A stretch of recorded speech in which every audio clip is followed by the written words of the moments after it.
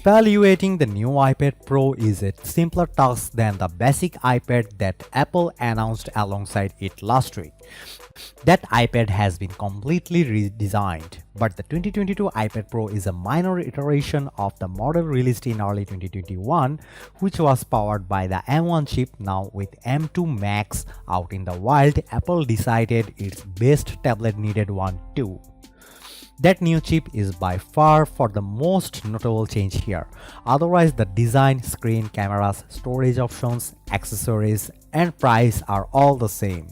That's not a big problem though, because the iPad Pro was already an outstanding device, and the Liquid Retina XDR display Apple introduced on last year's 12.9-inch model is still a simply outstanding screen.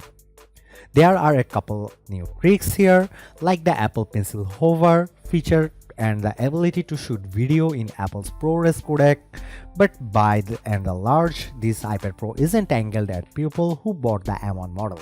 Instead, it's just a case of Apple flexing its muscles by making the most powerful, spare, no-expense tablet that it can.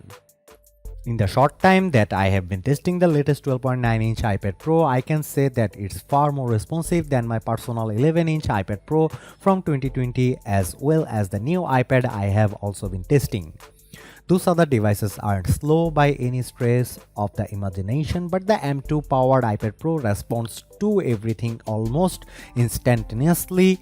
Of course, the same can be said about the M1 iPad Pro, especially given my modest workflow. In a demo last week, Apple showed how the new iPad Pro can chew through apps like forthcoming DaVinci Resolve and Octane X.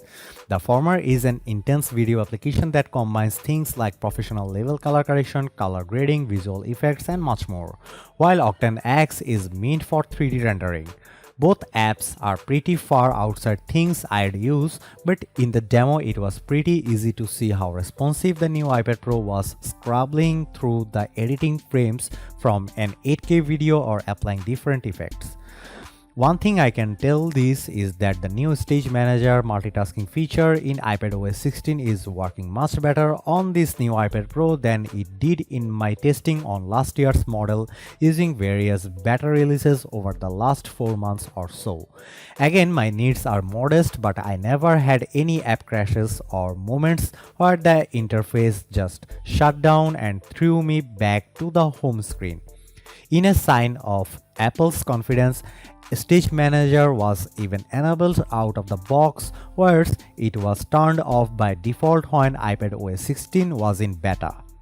Conceptually, I am still struggling a bit with how Stage Manager decides what apps shows up on the left side switcher, and I feel like the experience of using it on any iPad smaller than 12.9-inch Pro is not going to be much better than just using two apps in split view, but it does seem a lot more stable now. I don't know if that's thanks to software optimizations, the more powerful hardware, or some mix of both, but it's a welcome change.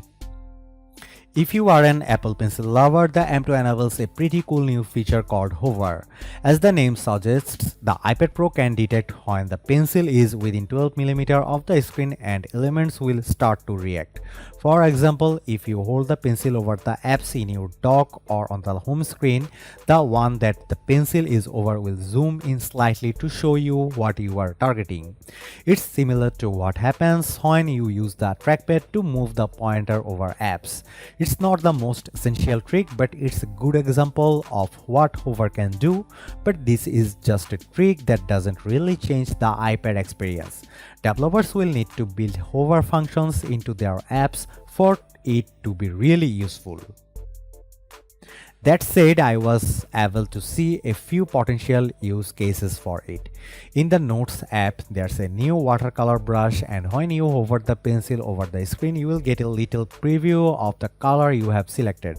And when you select a new color, you can hover the pencil over your existing sketch to see how the watercolor interacts with it before actually drawing.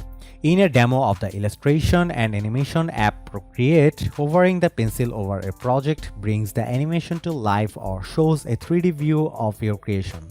It's one of those features that is clever but doesn't have an essential use case yet, but I am definitely curious to see how developers implement it. Otherwise, most of what we said about the iPad Pro in 2021 still applies here. Performance is outstanding, the screen is one of the nicest that we have seen on any device, the pencil and magic keyboard are grand but expensive add-ons, but iPad OS 16 still feels like it occasionally holds back the hardware here.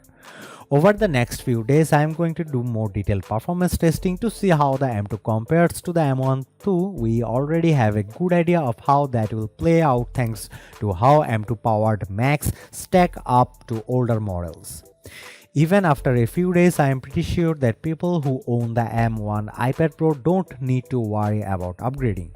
If you really push your iPad Pro to the limit and it's few years old, these new models should offer a plenty significant upgrade.